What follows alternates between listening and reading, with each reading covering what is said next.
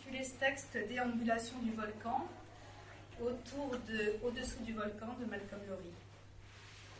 Et je voudrais dédier ce texte à Frédéric Yves Janet, qui est un magnifique écrivain et sans doute le plus grand amoureux des amoureux du volcan, sous lequel il s'est établi depuis 30 années.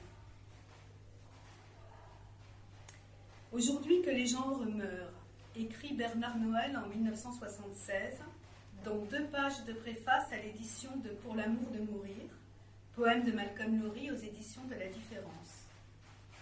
J'avais oublié que Bernard Noël avait écrit un jour sur Malcolm Lowry, pour lui. Aujourd'hui que les gens meurent, il reste ce creux et ce plein, les lignes creuses du poème, les lignes pleines du roman. Un grand prosateur se met à écrire des poèmes. Pourquoi ? Des hasards s'entrechoquent et s'emboîtent, les transformant en signes. Je termine d'écrire autour des entretiens de Bernard Noël avec Alain Weinstein, paru aux éditions de Lamourier. J'ouvre le livre de Malcolm Lowry dans l'intention de faire ce texte pour la Sorbonne. Le volcan, sombre comme la tombe, Gabriola et quelques autres sont sur ma table de travail. Je pars à Marseille et Lamourier me demande alors de co-animer une rencontre avec Bernard Noël à Coarraze, village du Haut-Pays niçois. Je décide d'ouvrir notre rencontre sur cette citation. Un grand prosateur se met à écrire des poèmes. Pourquoi ? Le visage de Bernard marque l'étonnement. Il avait oublié avoir écrit cette préface.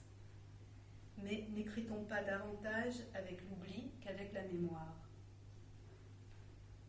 Écrire ne saurait plus se satisfaire de ressembler à ce souvenir. Écrire veut maintenant faire fuser l'oubli, l'oubli qui n'est pas fléché comme la mémoire, dit-il.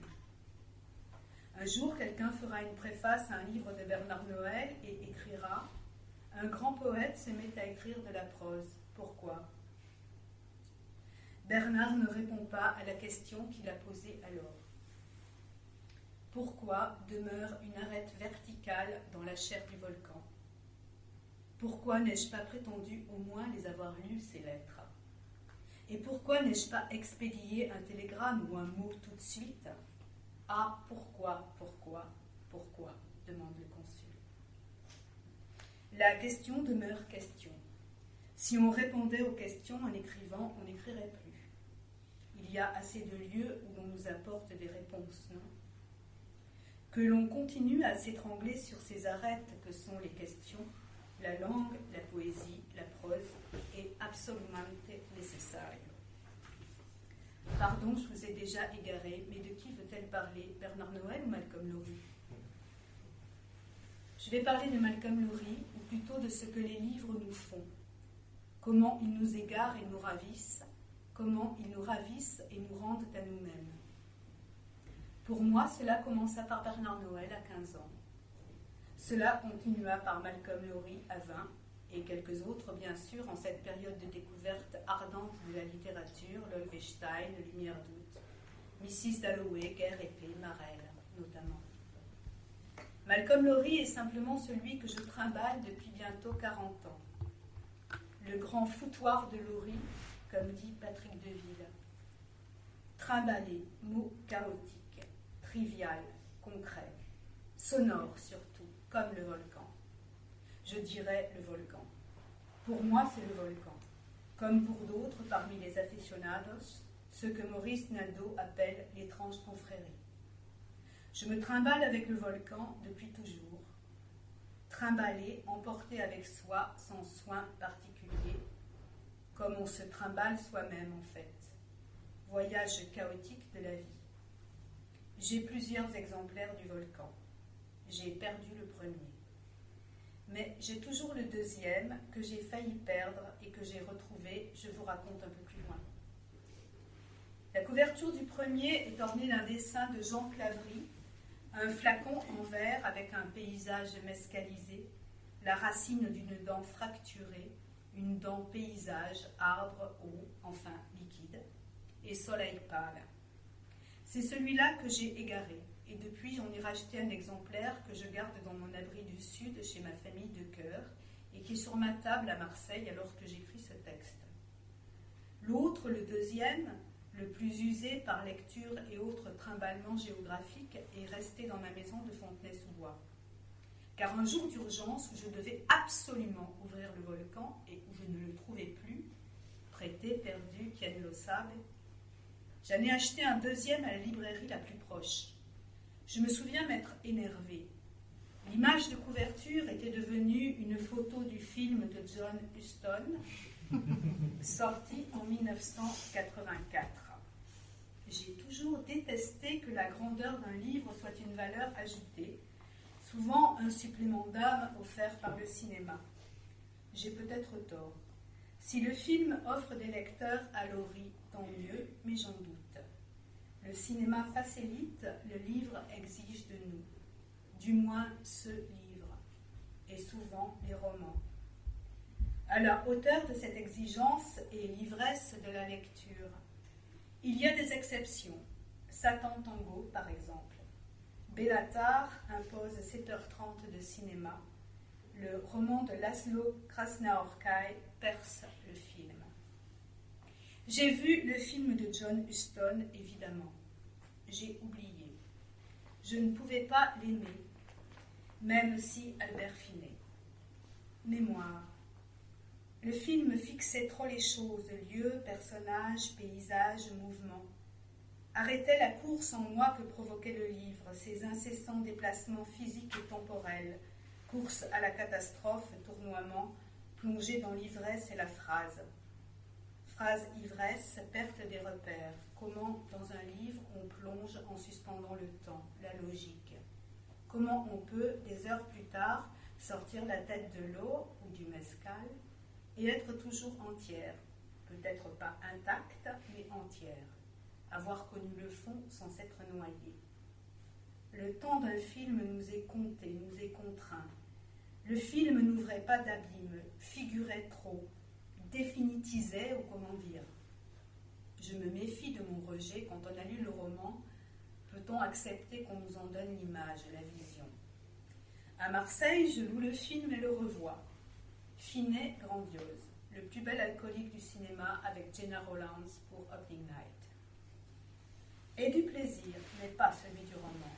Je confirme, c'est une question de temps.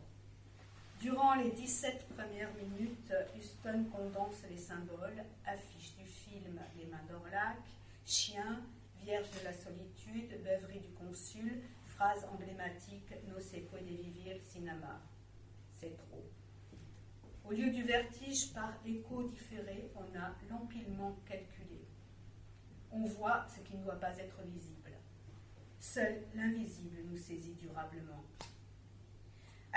Huston Finet touche cependant quelque chose du consul, de son entêtement à s'enfermer. L'enfer a ma préférence, c'est mon lieu naturel, je choisis l'enfer, dit-il. Le plus difficile finalement est de représenter Yvonne. Avec Hugues dans le film, ils sont périphériques. À part la scène d'ouverture, magnifique, Yvonne apparaît à la porte de la cantine. Le consul se retourne vers elle une fois, 2 fois, 3 fois, tout en continuant la description de son prétendu crime sur le navire SS Samaritan, où il embarqua jeune homme. A-t-il vu Yvonne? Prend-il cette apparition pour une hallucination? Ou bien, gagnant du temps à raconter, passe-t-il en revue tout ce qu'il veut dire à Yvonne, tout ce qu'il doit lui dire pour regagner son amour, tout ce qu'il ne lui dira pas? À part cette scène déchirante, tout entière portée par le consul, la dévastation de l'amour ne prend pas dans le film. Je me dis qu'Yvonne ne peut être qu'absente. Seul le manque nourrit le consul et le roman. Belle Jacqueline Bisset qui n'a rien à jouer. Huston n'a pas réussi son film, il est allé trop vite en tout. Il est resté à la surface quand le volcan est une longue chute. Ce que j'ai aimé insensément à la lecture du volcan, c'est me perdre et perdre la notion du temps. Les grands livres offrent cette descente en soi sans limite, un hors-sol qui est en même temps le lieu de l'être. Donc, j'y reviens, à me trimballer sans cesse le volcan, à me dire qu'un jour, j'écrirai le retour d'Yvonne.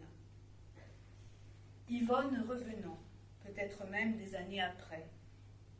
Une Yvonne qui ne serait pas morte, qui revisiterait le pays dévasté de l'amour. Une femme dont les lettres même n'ont pas été lues, dont l'amour était aussi puissant et déchiré que l'entreprise de destruction du consul. J'ai toujours pensé qu'Yvonne n'avait pas besoin de mourir. Yvonne incarne l'amour et l'amour est impossible. No se puede vivir sin amar et le consul laisse les lettres dans la cantine, son lieu d'oubli existentiel. Il ne peut tracer sa route, conduire son destin qu'à partir de cet oubli. Yvonne, donc, ne meurt pas. Elle revient et écrit l'histoire de l'amour impossible. Cet impossible à partir duquel on écrit. Elle a récupéré les lettres que le consul trimballe sur lui dans la poche de sa veste à l'endroit de son cœur. Lettres mortes de n'être pas lues. Le corps d'Yvonne, l'amour d'Yvonne est dans les lettres.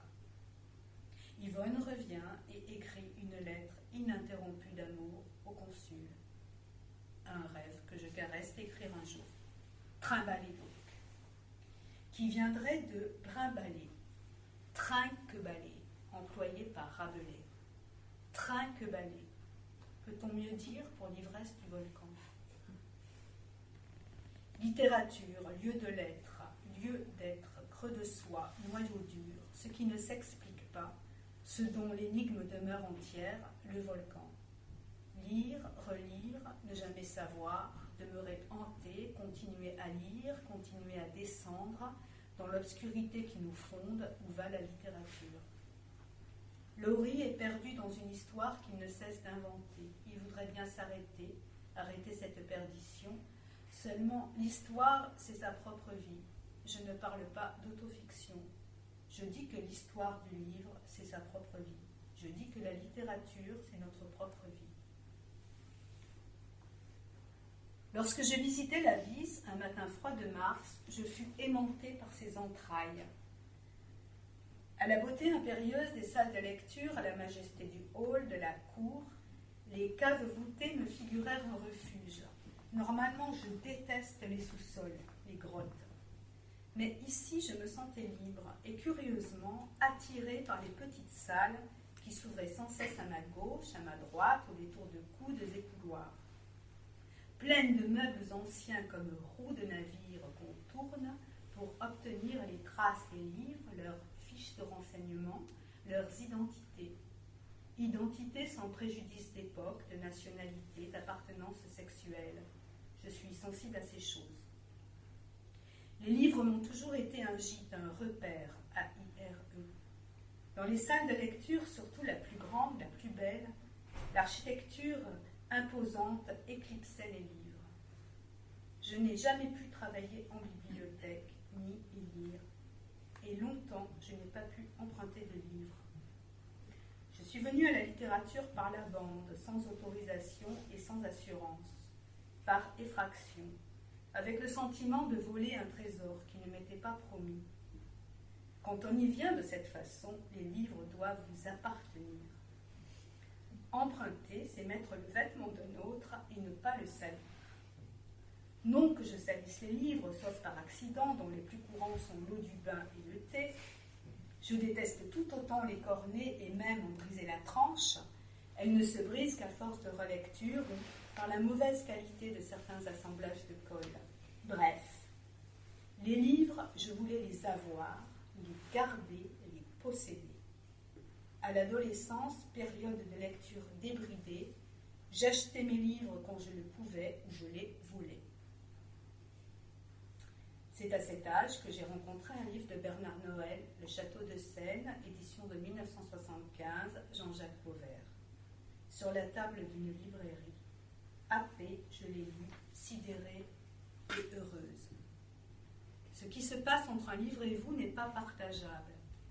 Ce qui se passe entre un livre et vous est un saisissement. Avec ce livre, mon corps tremblait et ma tête galopait. Aujourd'hui, je l'ouvre à nouveau et voici comment il commence.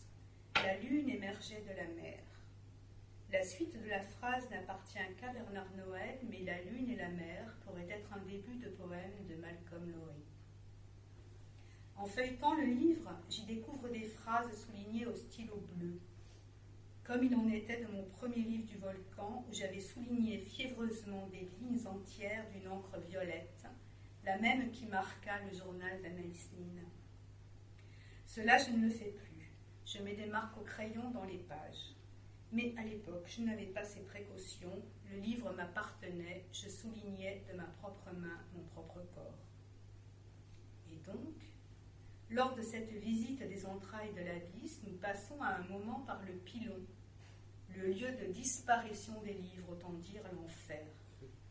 Ouvrages abîmés aux pages manquantes, à l'état délabré, des étagères de livres. Mon œil se pose alors sur un petit poche à la couverture pâle. Rien qui force le regard.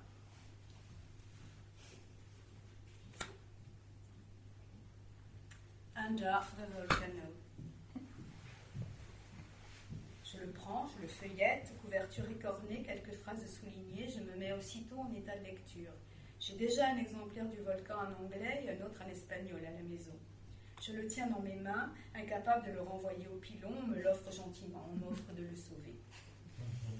Bien sûr, je le prends, je le sauve, ça ne se discute pas. Je ne sais pas alors sur quel livre je vais écrire. Dans cette forêt de symboles que sont les livres, il m'a fait signe, il m'a brûlé la main. Le retour du volcan, un de ses multiples retours, de ses incessantes apparitions. Je feins d'ignorer le signe. Je consulte le catalogue de l'abysse en ligne, je cherche vaguement, je pense que je vais tomber sur le livre sur lequel il me faut écrire. Quel besoin ai-je de chercher, de faire semblant de chercher? Le livre est là, sur ma table. Le volcan. Depuis 2 décennies, je veux écrire le retour d'Yvonne, ne l'ai pas encore fait, ne le ferai peut-être jamais, mais au moins, du moins, rendrai-je hommage comme d'autres écrivains à Lowry et à mes obsessions. Peut-être le signe m'a-t-il fait trembler. Plonger à nouveau dans le volcan, y aller, recommencer, partir, embarquer, ce n'est jamais sans risque.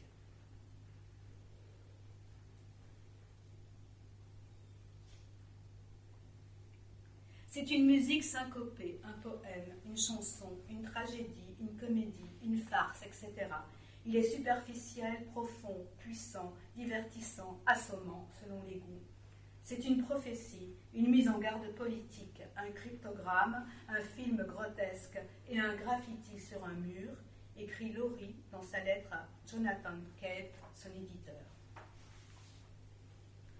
Le graffiti, je pense à Basquiat, à la sauvagerie de l'art Basquiat, à sa beauté, à sa noirceur, à sa brûlure, à ses couleurs, à son lyrisme, à sa jubilation.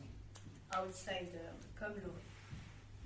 Dans la lettre à l'éditeur, lettre qui fait justice à la nécessité du volcan dans son ampleur et sa complexité, et que certains lecteurs, à l'époque, en vue de la publication, contestent, proposant coupes et réductions, Lowry fait avec humour, sans concession, avec orgueil, usage du trop. Parenthèse, énumération, note, renvoi, retour, digression. L'énumération ci-dessus en est un très bref exemple. Et cependant, sa démonstration, chapitre par chapitre, est ferme, sans faille. Lowry écrit ce qu'on ne peut pas contenir, ce qui ne peut se dire en vie minuscule. Michon, grand lecteur de Lowry. Cette langue qui s'emporte et nous avec. Emportement plus que débordement, car Lowry tient. Il tient tout en sa langue, à flux et à flot. Les dérives de phrases ne pas sans les syncopes. Métaphore mescalisée encore? Quoi qu'on dise ou écrive de Lowry, certains y verront toujours métaphore de l'alcool, de l'état dans lequel l'ivresse vous met. Mais ce n'est pas ça, la littérature. Ce n'est pas la réplique de l'état euphorique ou déprimé de son auteur. Et personne n'écrit ivre. Même pas Duras, qui dit qu'elle écrivait avec 5 litres de vin par jour. On écrit juste avant de ne plus pouvoir écrire, de ne plus pouvoir quoi que ce soit d'ailleurs. On écrit comme on se cuite, oui, mais cuite, on n'écrit plus. On écrit avec l'alcool, mais vient un moment où on ne boit plus, on n'écrit plus, terrassé. De la même façon, on écrit avec le manque effroyable de l'être aimé, l'ivresse, la douleur du manque. On écrit pour conjurer le manque, pour ne pas l'accepter, pour continuer à faire vivre l'amour. On écrit dans la folie du manque, tant que la folie est une façon d'aimer, de ne pas renoncer, de croire, de faire exister ce qui n'existe plus. On écrit pour que le manque continue. Si le manque continue, le reste continue. No se puede vivir sin amar, dit le consul. Le consul ne lit pas les lettres d'Yvonne, parce qu'il se nourrit du manque, et ce manque prend la forme de l'alcool. On ne mange pas dans le volcan, on ne fait que boire, jusqu'à ce que le masque se déchire. Le manque est univoque. Il est à soi seul, et de soi seul. Il n'est pas partagé, contrairement à l'amour. Le manque, comme l'alcool, ne se partage pas. Alors on n'écrit plus parce qu'il n'y a plus d'adresse possible. L'adresse est perdue. Alors le consul meurt, les lettres d'amour qu'il vient de retrouver basculent avec son corps dans le ravin, et un chien mort après lui. No se puede vivir sin escribir. No se puede vivir sin beber, peut-on sans doute dire de Laurie. Laurie, lui, ne dit rien. On ne peut pas savoir pourquoi on écrit. On ne peut pas le savoir vraiment, complètement. Écrire consiste à ne pas savoir. Encore une fois, les questions sont sans réponse. Seules les questions permettent de continuer tout. La seule réponse est la mort, et les réponses se tuent. J'avais quoi, 20 ans, lorsque j'ai lu le livre. Et comme tant d'autres, arrêté lors du premier chapitre. Arrêté et entêté à poursuivre, à recommencer donc. Pourquoi les lectrices et lecteurs du Volcan sont arrêtés et ne ferment pas le livre une fois pour toutes? Il y a des arrêts qui entêtent. Cela ne m'était jamais arrivé alors, et cela ne m'est plus jamais arrivé avec un livre. Cet arrêt n'est pas un arrêt de l'intellect. Ce n'est pas parce que le premier chapitre est complexe narrativement. Ce n'est pas qu'on s'y perd, ou bien si l'on s'y perd, c'est parce qu'on s'y retrouve. Ce qui nous arrête, c'est ce pressentiment fulgurant qu'entrer plus avant dans le livre, c'est vivre un vertige. C'est aller à la rencontre d'un soi jamais éprouvé, comme un amour, ou plutôt comme dans une passion. L'instant d'avant le basculement, ce qui précède le premier baiser, le premier corps à corps.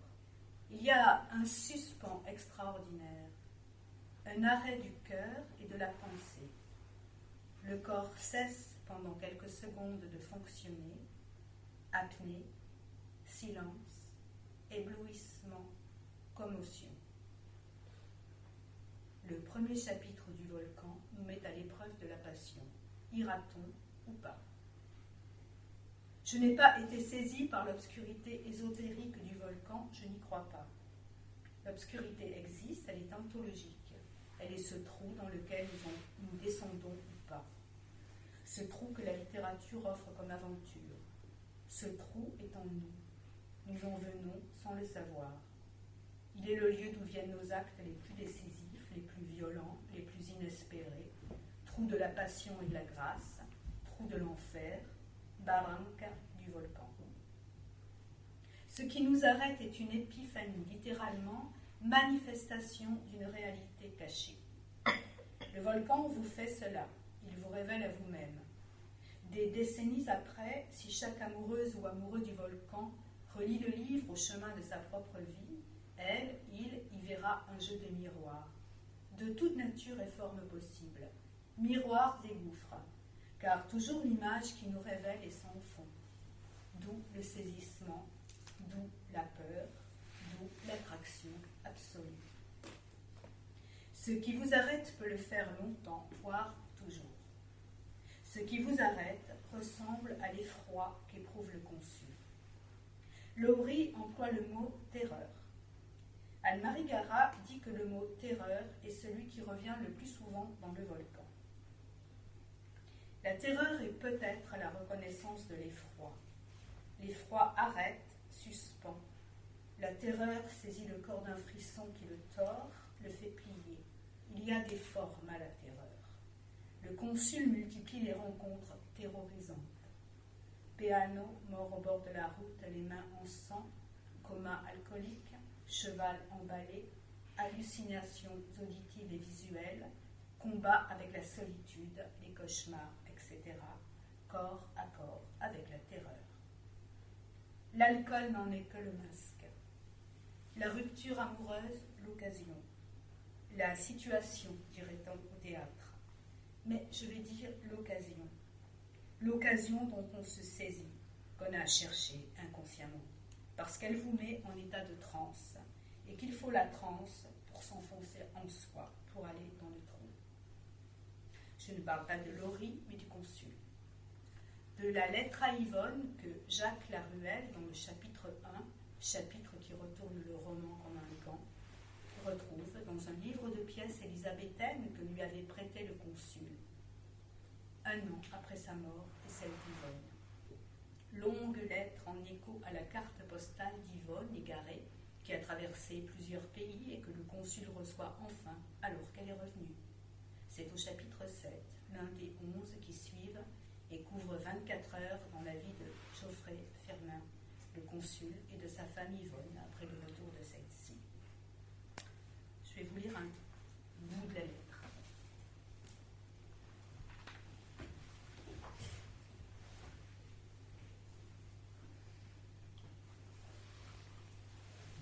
Nuit. Et une fois de plus, le corps à corps nocturne avec la mort.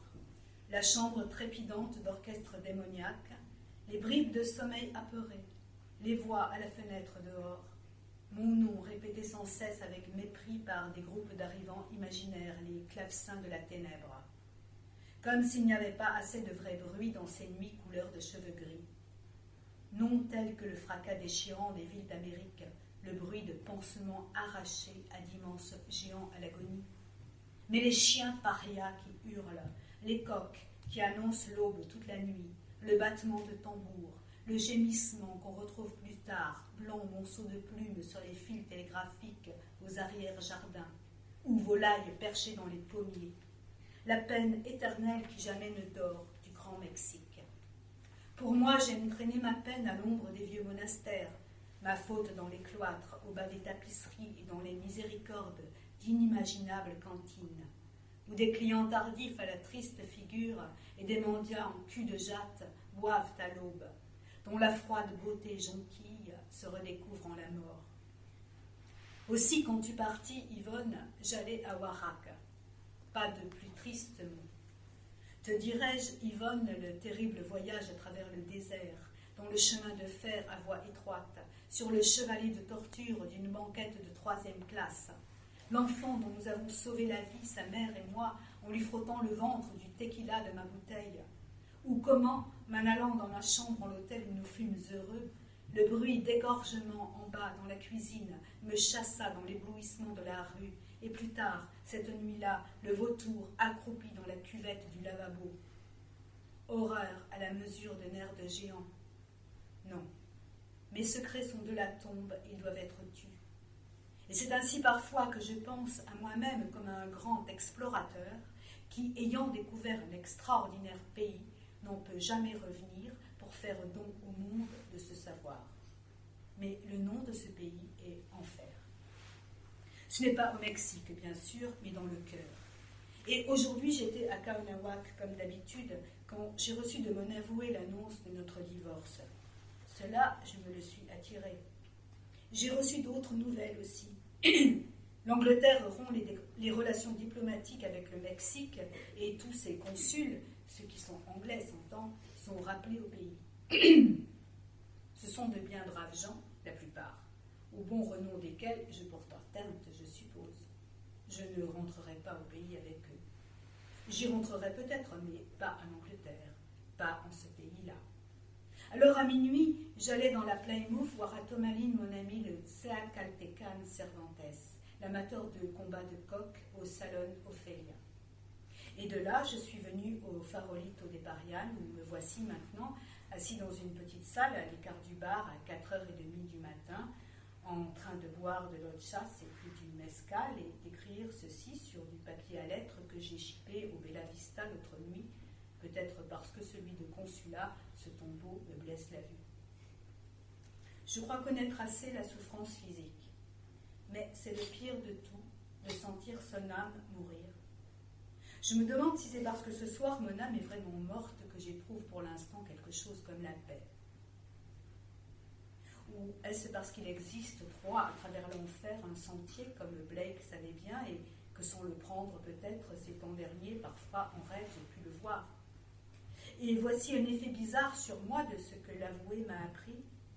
Il me semble voir maintenant, entre les mescales, ce sentier, et au-delà d'étranges perspectives, telles des visions d'une nouvelle vie commune que nous pourrions mener quelque part.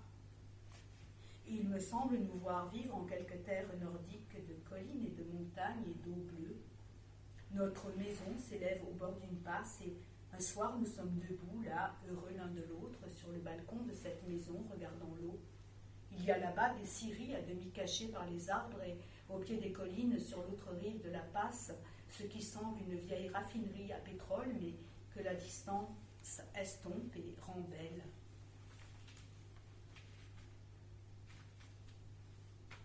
Plusieurs mescales plus tard.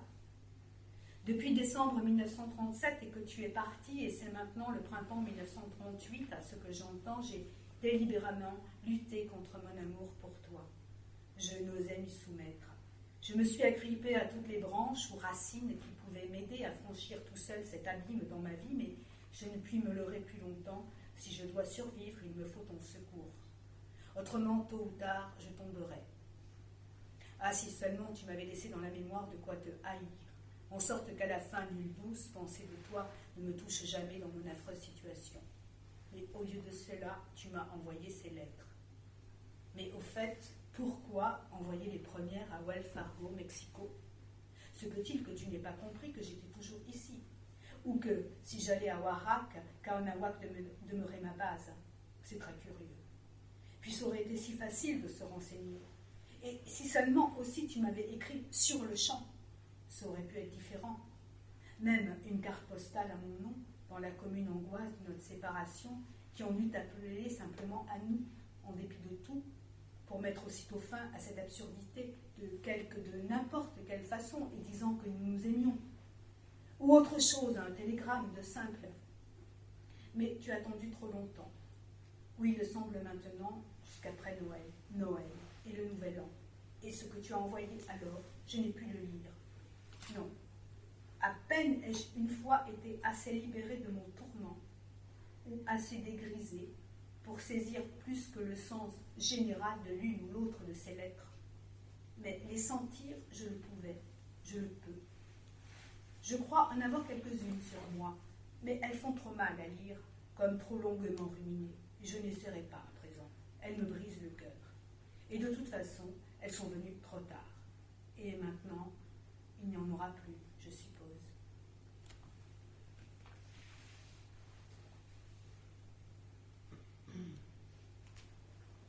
Je pourrais continuer, mais je crains d'être trop long.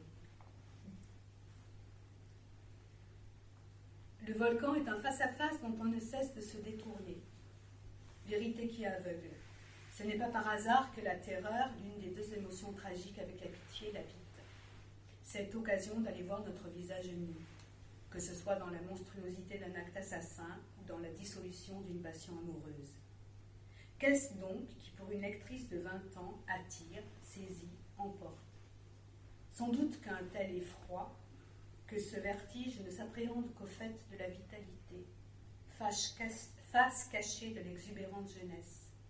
Alors, on n'a pas peur de se frotter à la mort, de la défier, de la regarder les yeux dans les yeux. Quand Laurie commence le volcan, il a 28 ans. Il en a 38 lorsqu'il le termine. Il en a 48 quand il meurt, d'un mélange d'alcool et de barbiturique qui n'est pas forcément un suicide. Je partage l'opinion de Pierre Michon qui dit « La bouteille de gin était cassée, il n'y avait plus d'alcool à la maison, il était déjà saoul et voulait continuer à se défoncer. Il a donc continué au nimbutal. Il est mort dans cette jouissance extraordinaire que donnent les barbituriques. Il n'a pas pu s'arrêter. 1937, 1947, 1957. En 1927, il avait embarqué à bord du Pyrrhus pour l'Extrême-Orient. Il avait 18 ans. Laurie n'a pas eu le temps de vieillir. C'est un homme jeune qui écrit le Volcan. Sa santé est solide, il a un corps athlétique. Il se baigne chaque jour dans l'eau froide du Pacifique qui jouxte leur cabane de Dollarton à côté de Vancouver. Il encaisse l'alcool comme un boxeur. C'est un homme au fait de ses moyens. Le consul peut parfois susciter notre pitié, pas Laurie. C'est le leurre littéraire, la feinte, la fiction.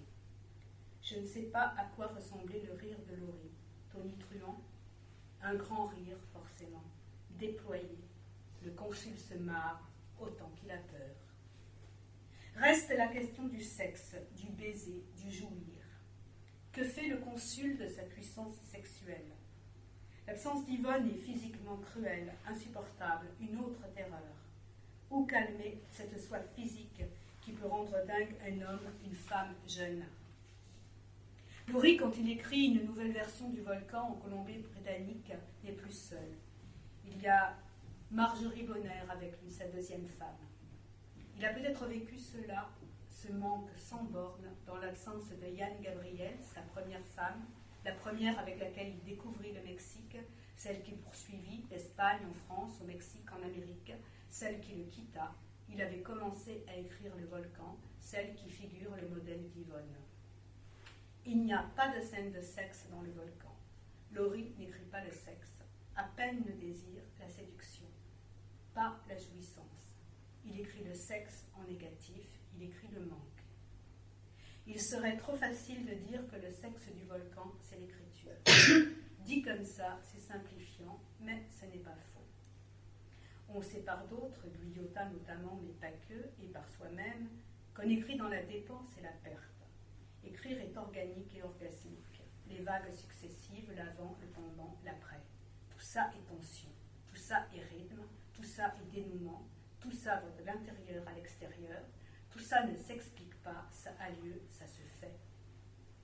La puissance de l'écriture du Volcan, sa roue infernale, n'oublions pas que ce livre représentait l'enfer d'un cycle dantesque qu'il n'écrivit pas. Ses bifurcations, ses égarements, ses errances, sa construction, son effet de recommencement. Quand on termine le livre, on relit le chapitre 1, on relit la lettre, et la tentation est grande de repartir. La quête du Volcan ne se termine pas, elle s'interrompt par la mort. L'écriture et la lecture peuvent la reprendre sans fin, interminablement, comme l'écrit Jacques Roman d'une lettre d'adieu déchirée, recommencée. Pierre Michon dit « Je crois que le but de Laurie dans l'alcool comme ailleurs était la jouissance. Je ne sais pas si c'est vraiment un but. La recherche effrénée de la jouissance dit le désespoir, dit l'impossibilité de jouir, la remise à plus tard, un plus tard, toujours plus tard, expression répétée du consul. L'alcool promet et ne tient pas. Ou plutôt, l'alcool promet et le corps ne tient pas. C'est une parabole assez juste de la vie et de l'être humain. Michon dit encore, c'est un langage de jouissance. Je partage ce sentiment, mais de fait, la langue est jouissance. Écrire est un jouir. Ce n'est pas un hasard si dans le Volcan, l'amour est à son plus haut quand il s'écrit dans les lettres. Lorsqu'il se vit, l'amour est déceptif. C'est ainsi dans l'amour-passion. Laurie n'a pas inventé cela. Les poèmes et œuvres de l'amour courtois, le fin amour, en avaient déjà au Moyen-Âge fait leur miel. La langue fait monter le désir. La langue a la puissance de la chair. Dans le même temps, elle l'évacue.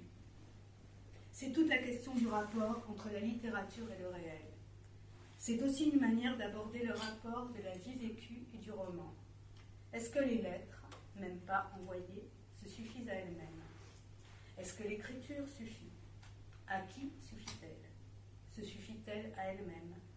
Est-ce qu'écrire les lettres suffit au consul? Et tenir les lettres d'Yvonne contre lui sans les lire? L'amour est là, dans les lettres. Le corps de l'amour est dans l'écriture. Là, Laurie et son consul se confondent. Là, peut-être que quelque chose de l'écrivain et de ses personnages correspond. C'est sans doute le seul endroit exact de correspondance. Les personnages, les figures, le roman, le texte portent l'exact besoin, l'absolue nécessité de son auteur. Dire ce qui a été vécu si puissamment et que la vie n'a pas pu retenir. Joie, bonheur, jouissance, amour, perte, manque, tout ce qui compte. Les lettres qu'écrit le consul et celles d'Yvonne figurent le sentiment amoureux. Rien de tel qu'écrire une lettre d'amour pour lui donner un visage, pour lui donner réalité. Celle ou celui qui écrit l'amour donne à l'amour mieux qu'il ne lui donne. Là se joue l'idéalisation de l'amour ou du désir. Et il y a dans le volcan idéalisation de l'amour, ce qui plaît aussi aux lectrices de 20 ans, en tout cas celle que j'étais. Rien de tel que de parler à l'autre et de dire sa souffrance. Rien de tel pour séduire et se séduire soi-même que d'écrire magnifiquement cette souffrance. Rien de tel que, par la beauté de la langue, en faire épanouir les fleurs là où tout est sombre et noir. Rien de tel que la lucidité faite langue pour effacer tous les aveuglements répétés. Et le consul en sait quelque chose, et Yvonne en sait quelque chose. Rien de tel que de mêler les temporalités du souvenir et le présent, si bien que le souvenir prend air de présent, et prend même sa place, si bien également que l'autre, absente, a la sensation de rater quelque chose. Rien de tel encore que de raconter légèrement quelques épisodes de la vie, de rappeler à l'autre l'aimer, sa drôlerie, son charme. Et ça désigne l'écrivant comme le ou la destinataire, emblématique des moments heureux passés ensemble. Car l'amoureux, l'amoureuse ne cherche rien d'autre qu'à séduire encore, qu'à charmer encore, qu'à transférer à l'autre le manque, à faire passer mon manque pour ton manque. Rien de tel que les glissements de la langue pour mêler ce qui est mien à ce qui est tien, pour fusionner les désirs, les regrets et unir une fois encore les corps. Rien de tel que la maîtrise de la langue pour créer l'illusion, pour faire croire et continuer à croire ce qui n'est déjà plus. Rien de tel que l'usage de la langue pour faire advenir ce qui n'est pas encore et ressusciter ce qui n'est plus. Rien de tel que les mots pour se passer des actes. Jouissance idéale et jouissance réelle, car la langue atteint le corps. La langue crée du corps, là où le corps est absent.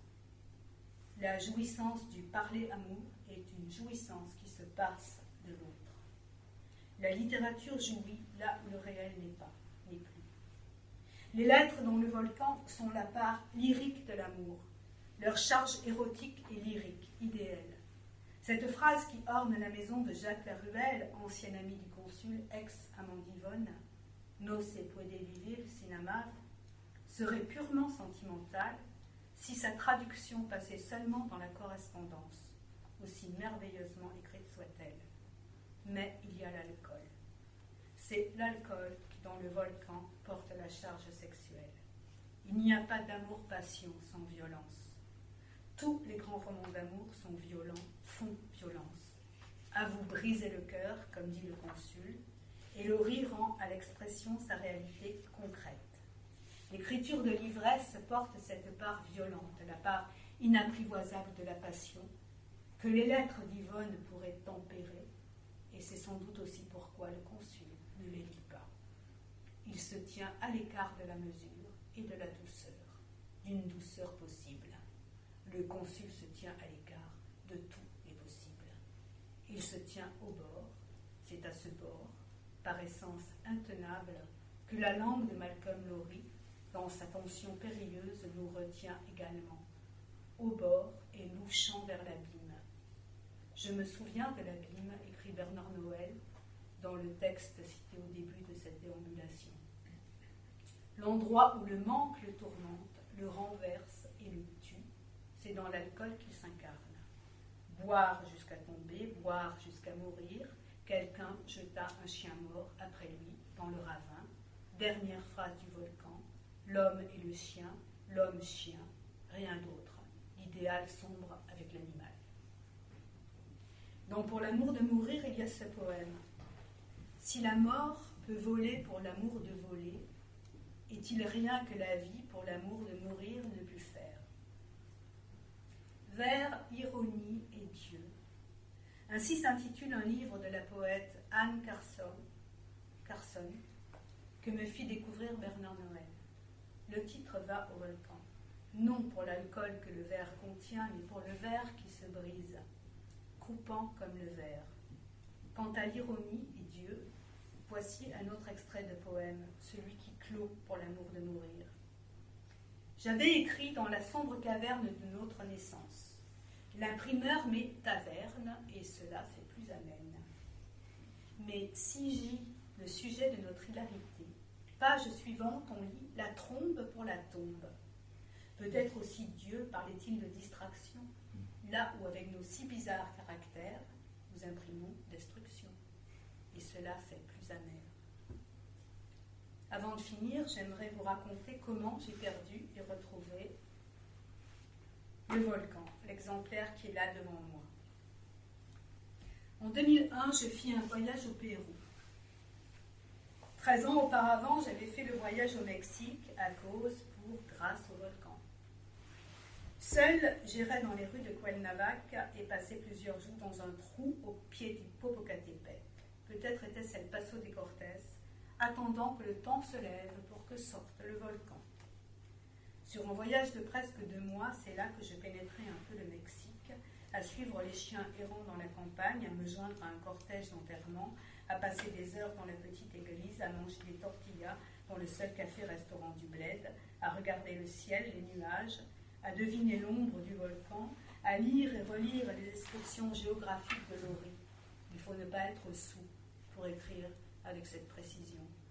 À me déchirer le cœur à la sensibilité aiguë de l'Ori, à son empathie pour le vivant, végétal, animal, humain, pour la vie humiliée dont parle Arnaud Bertina, et à prier le Popo et l'Ixca de se montrer. 13 ans plus tard, au Pérou, je pris le même genre de car, rempli d'hommes portant chapeau, de femmes aux jupes et corsages colorés, de cages à poules, dans la musique que le chauffeur mettait à fond, essayant de ne pas regarder les ravins que le car frôlait. Des amis m'accompagnaient cette fois. J'avais décidé de relire le volcan. Je fis tout le voyage péruvien dans l'ombre du volcan. Tout se mixait, se répondait. L'un de mes compagnons de voyage était un homme auquel j'avais écrit une longue lettre d'amour durant ce voyage au Mexique. Nous étions ensemble maintenant, mais nous ne pouvions pas véritablement nous aimer. Il aimait toujours la femme que la mort lui avait ravie. Moi, j'aimais encore un homme que je n'aimais plus, et je lisais le volcan dans les cars, les chambres d'hôtel ou terrasses des cafés. Je lisais cette somptueuse histoire qui dit que l'amour est de toute façon un contretemps. Je compris durant ce voyage que le volcan n'est pas un livre sur l'amour, mais sur la nostalgie de l'amour. Nostalgie qui se conjugue aussi bien au futur.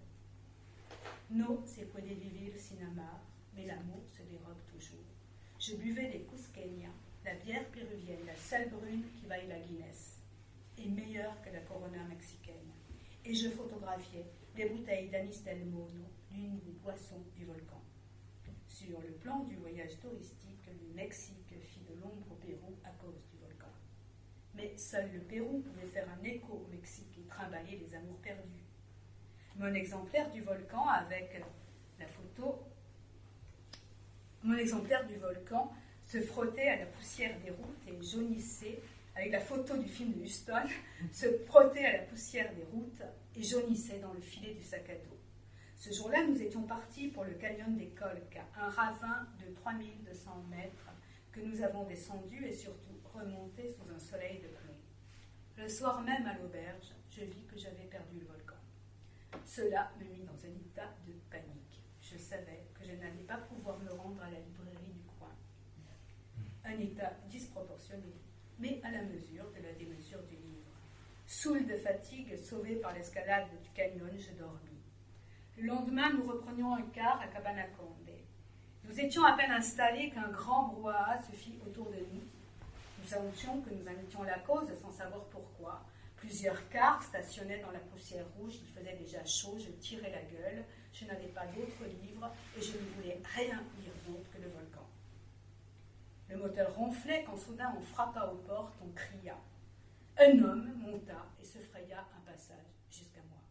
Il avait mon exemplaire du volcan dans les mains. Je l'aurais embrassé si je n'avais pas été sonné par l'apparition du volcan et si l'homme, dans un magnifique sourire, n'avait pas aussitôt fait demi-tour. C'était comme un miracle, ce livre est un miracle.